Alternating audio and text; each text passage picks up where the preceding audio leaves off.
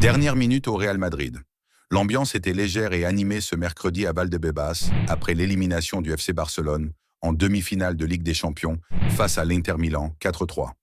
Une banderole Merci Inter a même été aperçue à l'entrée du centre d'entraînement.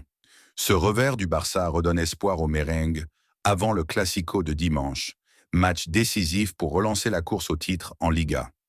Barcelone, touché moralement et physiquement, peut arriver affaibli mais aussi déterminé à sauver sa saison.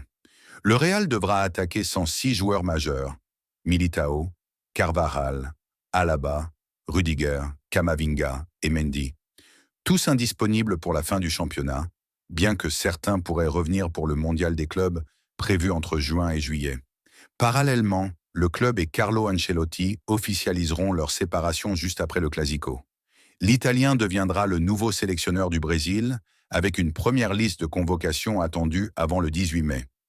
Il lui restera 2 matchs pour faire ses adieux au Bernabéu, face à Majorque, 14 mai, et à la Real Sociedad, 24 ou 25 mai.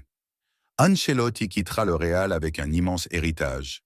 15 titres en 2 passages, dont 3 Ligues des Champions et 2 Ligas, faisant de lui l'entraîneur le plus titré de l'histoire du club. En coulisses, le Real prépare déjà la suite. Santiago Solari pourrait diriger l'équipe lors de la tournée aux États-Unis, sauf si l'arrivée de Xabi Alonso est avancée. Il reste le favori pour prendre le poste cet été. Côté transfert, Florentino Pérez vise un renfort au poste de latéral gauche. Álvaro Carreras, formé à Madrid, est actuellement au Benfica. Le club espère que Manchester United exercera sa clause de rachat pour ensuite le céder au Real à un tarif inférieur aux 50 millions demandés par le Benfica.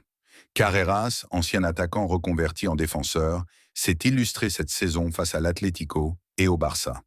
Rapide, puissant, 1,86 m, bon centreur, il a refusé de prolonger à Lisbonne, ce qui renforce les